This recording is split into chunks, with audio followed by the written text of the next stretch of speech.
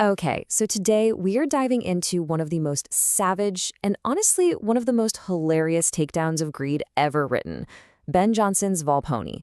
We're going to explore the play itself, the pretty radical ideas behind it, and the brilliant, combative man who actually dared to write it. Let's get right into it. You know, in the age of Shakespeare, there was one man who stood as his equal, his biggest rival, and in a lot of ways, his complete opposite. His name was Ben Jonson. And believe me, he played by a completely different set of rules. So who was this guy? Well, to really get his work, you first have to understand his life, which, let me tell you, was every bit as dramatic and combative as his plays. I mean, Jonson's life was lived on the absolute edge. He was not born into privilege. He started out as a bricklayer's stepson. Then he becomes a soldier who killed a man in single combat. He even killed a fellow actor in a duel, which got him branded as a felon. This wasn't some gentle, quiet artist. This guy was a fighter through and through.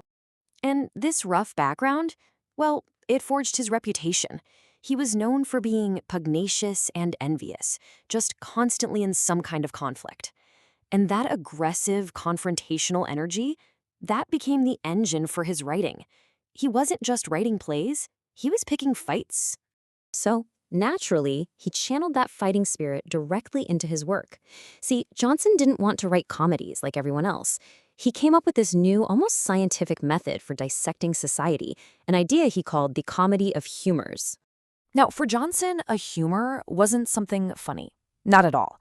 It was an all-consuming obsession. It's that one single trait, like greed or jealousy or ambition, that completely takes over a person's mind and dictates their every single move. And he based this on a really old medical theory. The idea was that the human body had 4 fluids, or humors. If you were healthy, they were all in balance. But if one of those fluids started to dominate, it produced a powerful, totally unbalanced personality. Jonson took this idea literally and put these imbalances right on stage for everyone to see. So, here's the crucial thing to get. Jonson's characters are not like Shakespeare's, who grow and change and have all this psychological depth. No, Jonson's characters are walking, talking embodiments of a single human flaw. They're simplified on purpose, designed to hold up this kind of grossly distorting mirror to the audience's own vices. All right, so now let's see how this all comes together in his masterpiece, Volpone. This play is the ultimate expression of his humors theory, a savage satire where the dominant humor is one we can definitely all recognize: pure, unadulterated greed. Jonson sets his story in Venice, which, for an English audience at the time, was the perfect symbol of extreme wealth and moral decay. It was seen as this place where money could buy absolutely anything, making it the perfect laboratory for his experiment in human greed. The plot itself is a brilliant and beautifully simple con. You've got this rich guy, Volpone, who fakes a terminal illness. Then his servant, Mosca, runs around telling a bunch of greedy legacy hunters that, hey, if you give Volpone a big enough gift, he'll name you his sole heir. And of course, their own greed does all the rest of the work. But here's where Jonson's real genius is. It's how he portrays this greed. He doesn't just show people being greedy. He shows greed literally turning them into animals.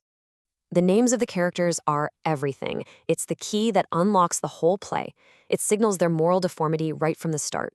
Their obsession with wealth has completely stripped them of their humanity, leaving only animal instinct behind. First up, we have our main guy, Volpone. His name means the fox in Italian. He's the sly, cunning predator at the center of this whole web of deceit, and he just loves the game itself.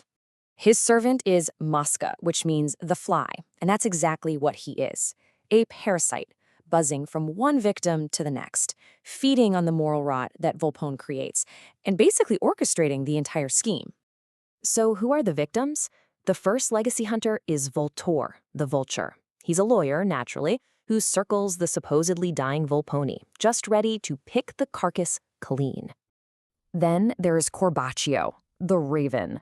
He's this old, deaf miser who's so consumed by greed that he's actually willing to disinherit his own son just for a shot at getting Volpone's fortune. And then, and this is where it gets truly grotesque, we have Corvino, the crow. He's a pathologically jealous merchant who, in his lust for gold, sinks to the absolute lowest depth of depravity. He offers his own wife to Volpone. But look, This isn't just a funny story about a bunch of bad people. Jonson has a much, much harsher purpose in mind. This is a comedy that is designed to leave a bitter taste in your mouth. And this gets to the absolute core of Jonson's mission. He wasn't interested in just sporting with human follies like other comedies. No, he believed he was exposing actual crimes. To him, these characters were unpardonably wicked, and they deserved severe punishment, not just a little slap on the wrist. He wasn't shy about it either. In the play's dedication, Jonson laid out his philosophy directly. He felt like other playwrights were letting vice off way too easily, and that the theater had a moral duty to deliver a deterrent punishment, to teach the audience a harsh but necessary lesson. So how does the whole thing come crashing down? Well, it's their own cleverness that does them in. In a final act of pure arrogance, Volpone pretends he's dead and names his servant Mosca as his heir, just so he can watch the legacy hunters freak out. But Mosca decides, you know what? I think I'll keep the money. And this final con just completely implodes on both of them. And the ending is, well, it's brutal. There are no weddings, no forgiveness, no happy endings. The tricksters and their victims are all hauled before a court and given these severe, humiliating punishments. Jonson makes absolutely sure that every single character driven by greed pays a very, very heavy price.